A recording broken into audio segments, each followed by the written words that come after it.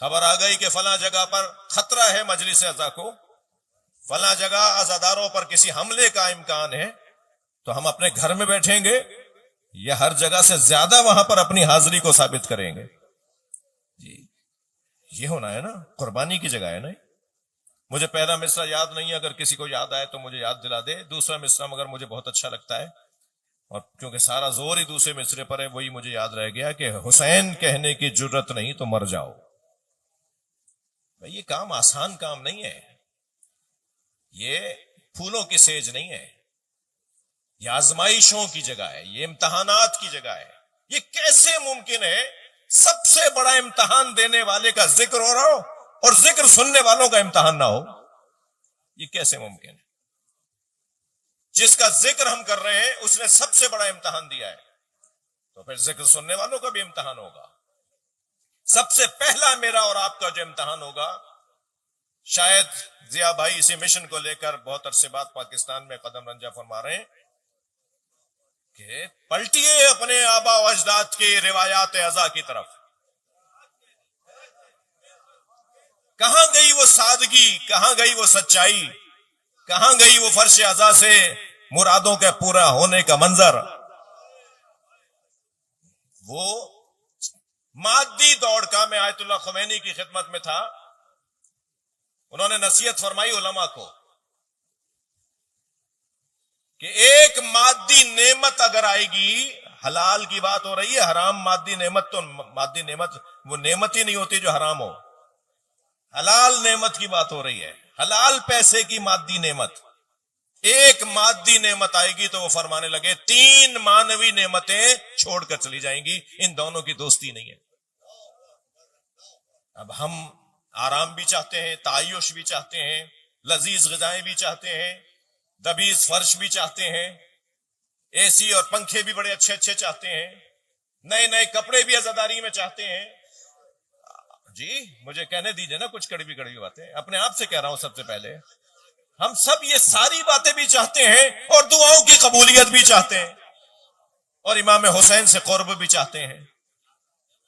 یہ کیسے دونوں چیزیں چلیں گی نہیں؟ دونوں کی دوستی نہیں ہے آپس میں، ایک دوسرے سے لڑتے ہیں۔ یہ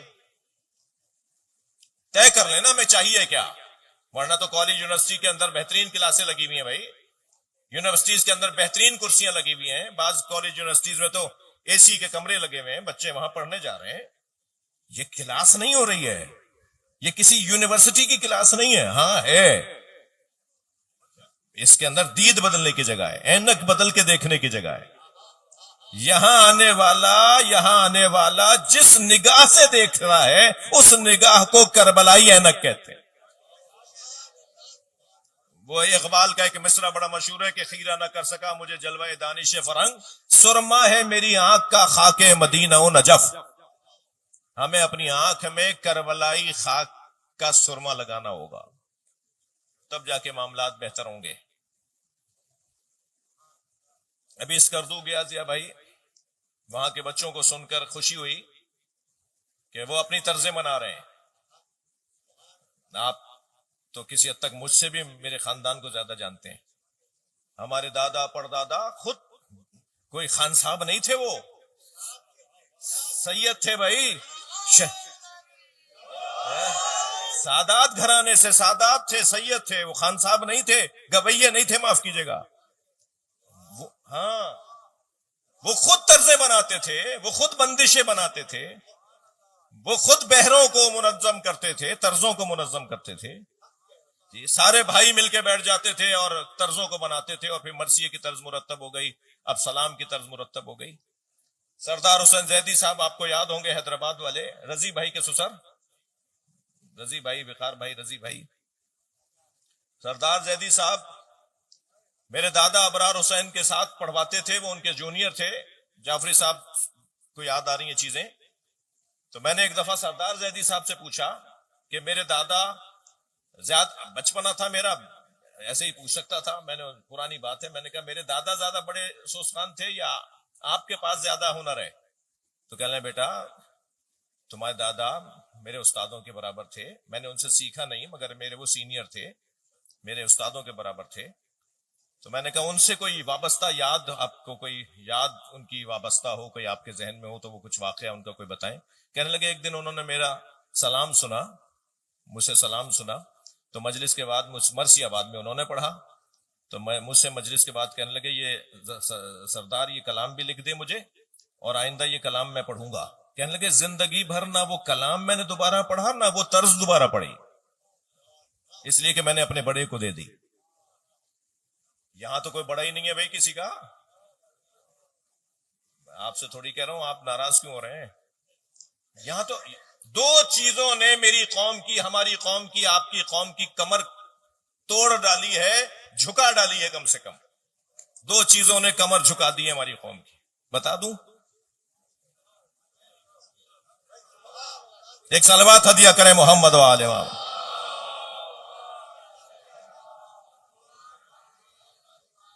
ایک علمی دنیا میں سیلف اسٹڈی والے لوگ، بغیر کسی عالم سے سیکھے ہوئے، خود بہت بڑے عالم ہیں، ہم نے 5 کتابیں پڑھی ہیں.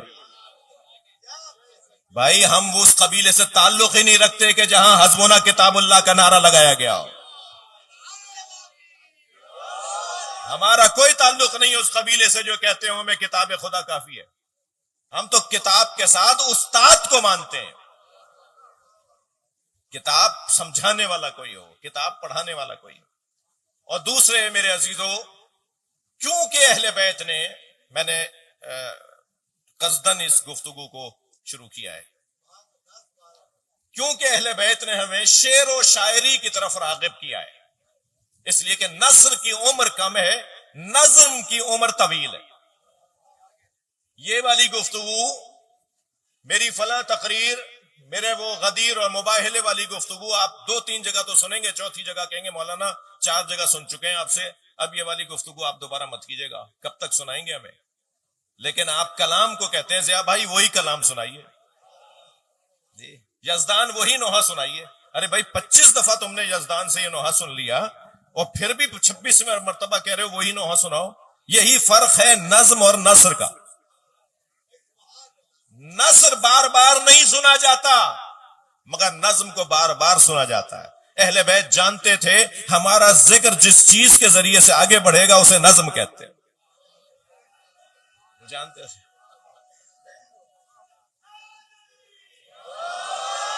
اب دیکھیے بھائی حیدرآباد سے آئے ہوئے مہمان تو نعرہ لگا رہے ہیں اور آپ کے یہاں کوئی سناٹا مچا ہوا ہے، کوئی سلوات ہی پڑھوا دے گا.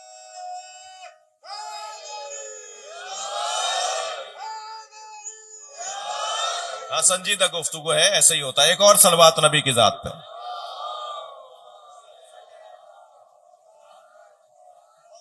نظم کی عمر کیونکہ لمبی ہے، بار بار نظم کو سنا جاتا ہے، نظم کو پڑھا جاتا ہے. ائمہ اہل بیت نے پوری ہماری قوم کو حوصلہ عطا کیا ہے، تشویق کی ہے، حوصلہ افزائی کی ہے نظم کے حوالے سے.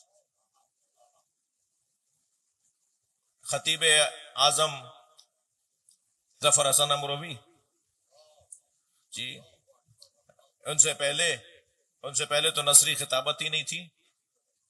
ہمارے یہاں مرثیے کے اوپر نوحہ ہوتا تھا، نوحے پہ سلام ہو جاتا تھا، مجلس ہو جاتی تھی. مرثیہ ہوتا تھا، میں ان بچوں کو بتا رہا ہوں جن کے لیے شاید نئی بات ہو. سوسخانی ہوتی تھی، مرثیہ ہوتا تھا، بہت ہوتا تھا، تحت اللفظ ہوتا تھا، اور اس کے بعد نوحہ ہوتا تھا، زیارت ہو کے مجلس ہو جاتی تھی.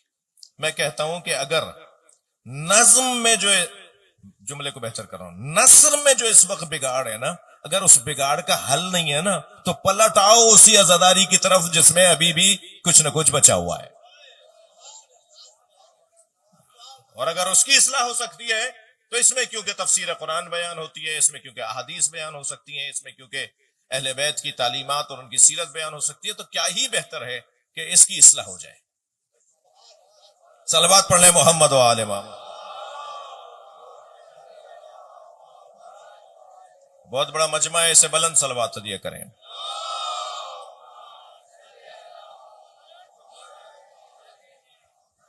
عزیزو،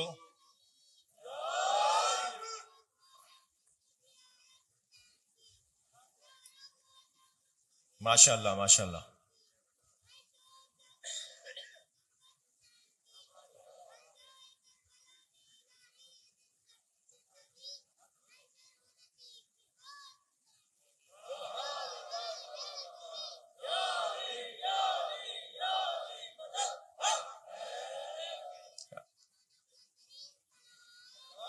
اللہم صل علی محمد وعلی۔ بہت زیادہ بہت دیر تک آپ کو زحمت نہیں دینی ہے، میں ایک دو باتیں اور کہوں گا، شاباش، میں ایک دو اور باتیں عرض کروں گا، اور وہ یہ کہ یہ تیاری ہونے جا رہی ہے، دوبارہ سے عزاخانے سجیں گے، علم، پھریرے، پنجے، چھڑیں دوبارہ سے نکالی جا رہی ہیں جی، تعزیے کا سامان، بانس خریدے جا رہے ہیں، کھپچیاں کاٹی جا رہی ہیں جی، اس پہ سجاوٹ کا سامان خریدا جا رہا ہے، زلجنہ کا سامان دوبارہ سے نکال کے دیکھا جا رہا ہے کہ اسے کیسے بہتر کیا جائے گا، تیاریاں ہو رہی ہیں، عزاخانے دوبارہ سے، امام حسین مہمان ہونے جا رہے ہیں، دوبارہ سے ہمیں توفیق حاصل ہونے جا رہی ہے ذکر امام حسین کی۔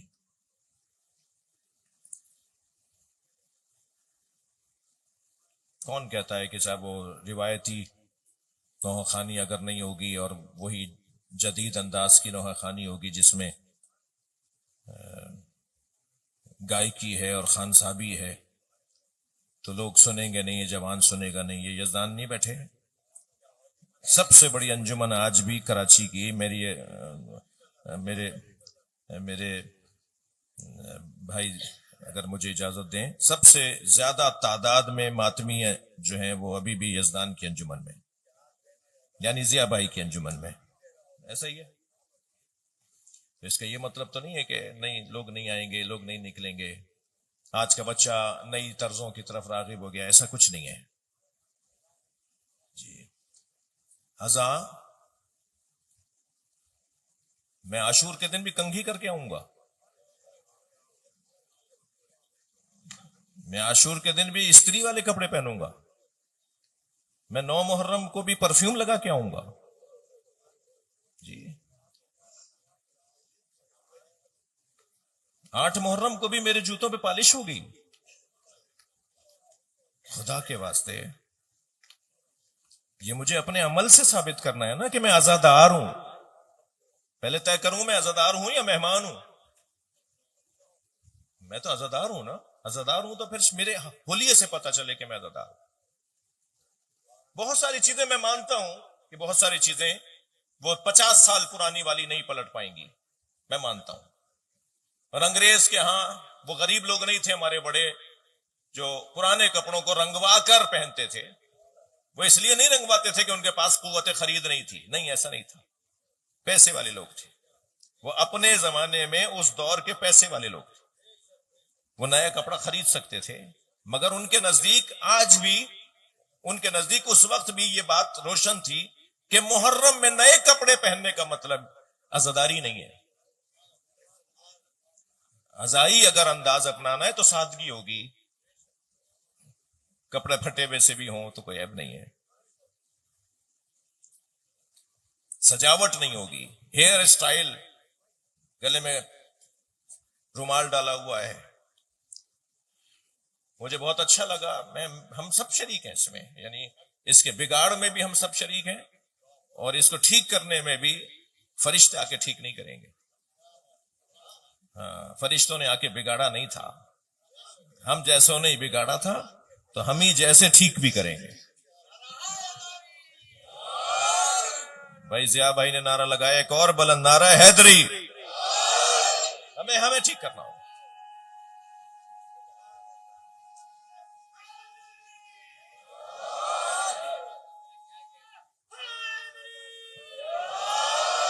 عارف بھائی ٹھیک کہہ رہا ہوں، یہ ہو سکتا ہے، ہو سکتا ہے، چارپائیاں الٹ جاتی تھیں، 10 دن تک دودھ نہیں پیتے تھے، بچے نہیں پیتے تھے، میں بھی انڈیا ہو کر آیا، ایک امام بارگاہ سے باہر نکل رہا تھا تو میں نے دیکھا لٹیاؤں میں، اب پرانی زبان میں لٹیا جی، لٹیا میں لٹیاں ہاتھ میں لیے ہوئے ہندو عورتیں امام بارگاہ میں آ رہی تھی، تو میں نے پوچھا اپنے ایک دوست سے، تو انہوں نے کہا کہ یہ منت بڑھانے آ رہی ہیں، یہ جھولے پہ دودھ رکھ کے جائیں گی۔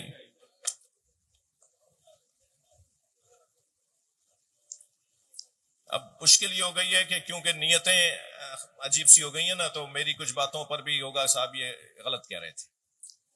آپ لاہور کی مثال لے لیجئے، لاہور میں ذوالجناح ایک ہوتا ہے پورے جلوس میں. بھائی وہ بھی تو عزادار ہیں نا، وہ بھی تو ماتمی ہے نا، آپ کے میرے ہی عزیز رشتہ دار ہوں گے نا، کوئی نہ کوئی دوست ہوگا، برادری کا بندہ ہوگا. ہاں روٹ بہت بڑا ہے تو ذوالجناح کا روٹ معین ہے کہ یہاں تک یہ پھر سواری کو لے جاتے ہیں، دوسری سواری لے آتے ہیں، مگر وہ دو نہیں چل رہی ہوتی، پھر وہ چلی جائے گی، دوسری آئے گی اس کی. پورے جلوس میں ایک ذوالجناح مولانا چلتا ہے پورے لاہور میں. تو ذوالجناح کو دیکھ کے منتیں پوری کیوں نہیں ہوں گی؟ یہاں معلوم ہے کہ جس کا دل چاہتا ہے وہ ایک تیاری کر کے آ جاتا ہے. روک کے تو دکھائیے، دھکو کہلائیں گے آپ. مجھے پتا ہے نا اپنی قوم کے حالات کا. صلوات پڑھے ذرا محمد و آل محمد. آپ ذرا کہہ کے تو دکھائیے کراچی کے اندر بھائی کہ بھائی ایک ذوالجناح مرکزی نشتر پارک کی مجلس کے اختتام پر مصائب کے درمیان ذوالجناح کی زیارت ہوئی ہے نا، وہ ایک ذوالجناح آیا ہے نا زیارت کے لیے، بھائی وہی رہنے دو نا آخر تک. مگر نہیں، کیا کچھ نہیں ہو رہا، مگر اسے کون روکے گا، کیسے سنبھالیں گے؟ میرے پاس تو حل نہیں ہے اس کا سوائے بیان کرنے کے. صلوات پڑھیں محمد و آل محمد.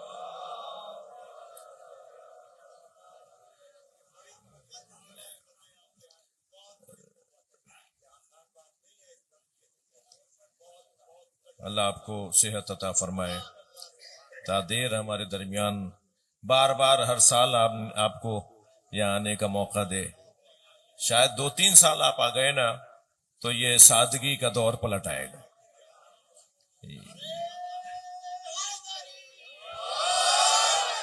اور ماحول پھر دوبارہ سے وہ بزرگوں والا ماحول ہو جائے گا. جی واہ وہ وقت.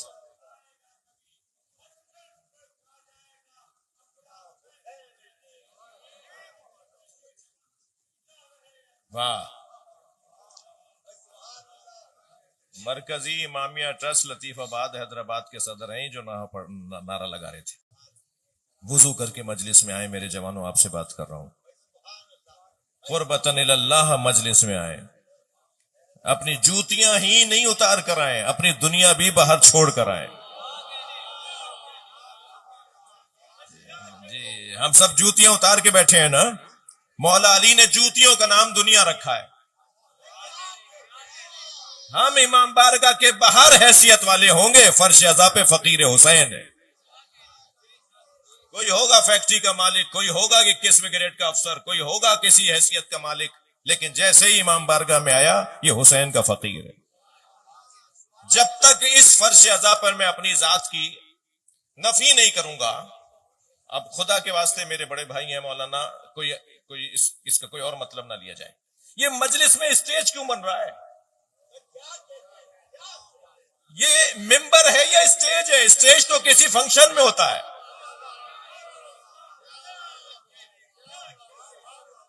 مجلسوں میں بھی اب اسٹیج سجیں گے. نیاز کو تو پہلے ہی لنگر کر دیا ہے.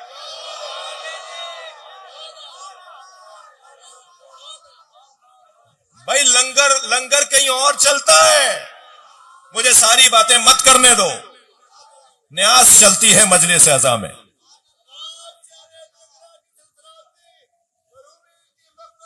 یہ کیمرے بند کریں تو میں اور کھل کے کہوں. نہیں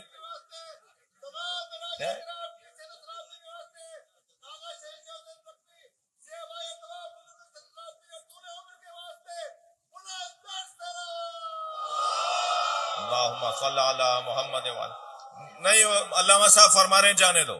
اب میری ضیاء بھائی نے تصدیق بھی فرما دی، میری زبان بری نہیں ہے، زبان بری نہیں ہے، اس لیے جانے دو. جی لنگر، یہ جو سکھوں کے گردوارے ہوتے ہیں نا، وہاں جو پرساد کھلائی جاتی ہے اسے لنگر کہتے ہیں. مجلسوں سے کیا تعلق لنگر کا؟ جب آپ نے لنگر بنا دیا تو نیاز جگہ جگہ گری ہوئی نظر آتی ہے. پہلے ایک ایک کھیرا اٹھا کے کھاتے تھے. پہلے ایک ایک ذرہ اٹھا کے کھاتے تھے. مجھے اچھی طرح یاد ہے تابوت سے گری ہوئی پھول کی پتی پیروں میں نہیں آتی تھی. اگر ذوالجناح سے پھول کی پتیاں جھڑ رہی ہوتی تھیں تو پیچھے پیچھے ادب اور احترام کرنے والے پتیوں کو اٹھا کر وہ اپنے منہ میں رکھ رہے ہوتے تھے, وہ اپنی جیب میں رکھ رہے ہوتے تھے. یہ جو نیاز کھلائی جاتی تھی, نیاز کا ایک ایک چیز, ایک ایک ذرہ, چاول کا ایک ایک دانہ اٹھا کر وہ نیاز کے طور پر لیتے تھے, اس کا ادب احترام کرتے تھے. آج تو ابھی آپ مجلس کے بعد, ابھی سے مراد سب جگہ ہی ہے نا, جب مجلس ختم ہو جائے تو بیچارے غلام محمد کو 2 دن لگ جائیں گے یہاں صفائی کرنے میں. جی نہیں, ایسا نہیں تھا ہمارے یہاں. پلٹ جائیے, ہم مجلس میں کیا کر رہے ہیں؟ عصر مصطفیٰ میں پلٹ رہے ہیں یا نہیں؟ قائد اعظم سے کسی نے پوچھا جب پاکستان بننے کو تیار ہو گیا کہ آپ سنی ہے یا شیعہ, تو قائد اعظم نے بے ساختہ فرمایا میں عصر مصطفیٰ کا مسلمان ہوں. ہم جتنی دیر مجلس میں بیٹھے ہوتے ہیں اتنی دیر عصر مصطفیٰ میں پلٹ جاتے ہیں. قرآن پڑھا جا رہا ہوتا ہے نا, اس کی تفسیر بیان ہو رہی ہوتی ہے نا, تو پیچھے پلٹنا برا نہیں ہے. صلوات پڑھیں ذرا محمد و آل محمد.